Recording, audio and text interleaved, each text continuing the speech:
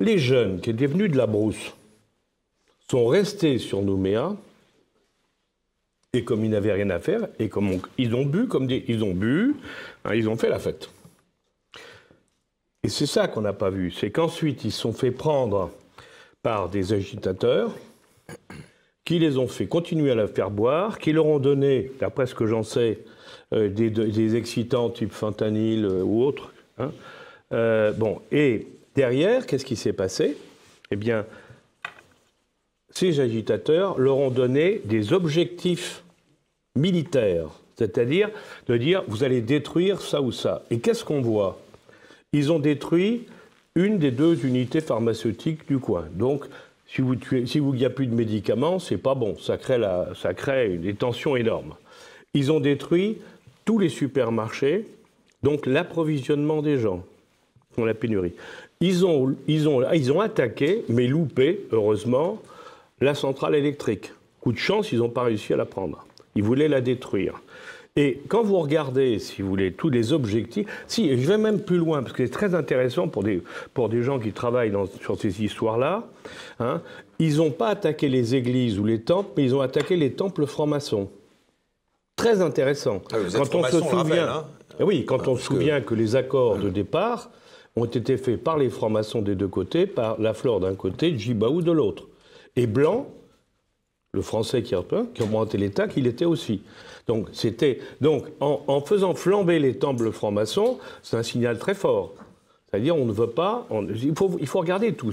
C'est plein de petits signaux, ça veut dire quoi, si vous voulez.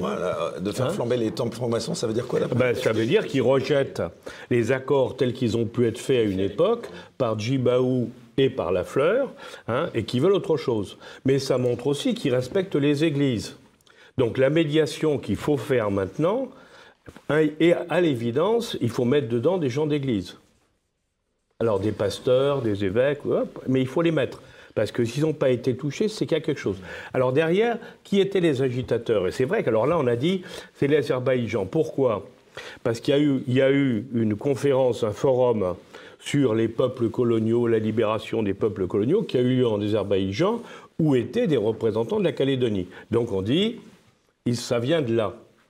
Mais la Turquie aussi a fait un forum. Hein, et il n'y a pas que. Parce qu'on oublie un petit peu quand même que depuis toujours, on a un pays frère, si je peux dire, hein, qui a toujours souhaité qu'on s'en aille de Calédonie, c'est l'Australie. Et pourquoi on ne parle pas d'une catégorie qui est très importante là-bas, hein, qui sont les Océaniens, qui représentent 15% de la population, qui viennent de Wallis, de Futuna, les Wallis, Futuna, et même des Tahitiens.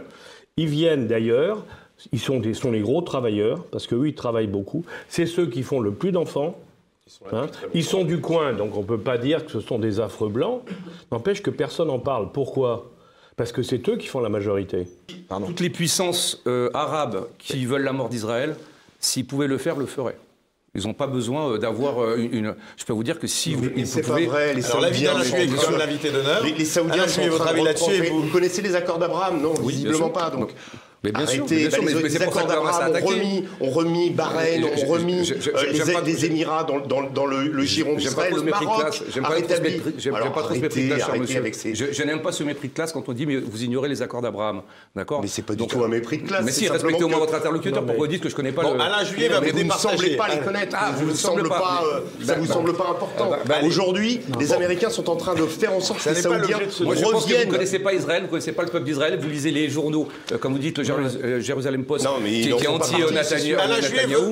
C'est comme si moi je lisais Omerta alors que j'étais pro-ukrainien.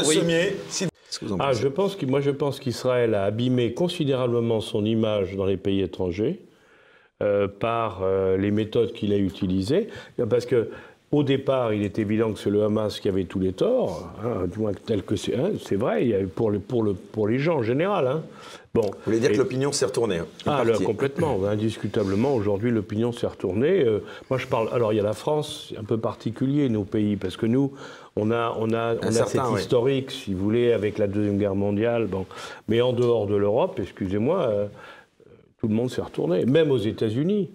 Même aux États-Unis, quand vous voyez actuellement les réactions aux États-Unis, d'ailleurs, et on voit bien Biden qui est en train d'essayer de corriger le tir, c'est quand même très instructif.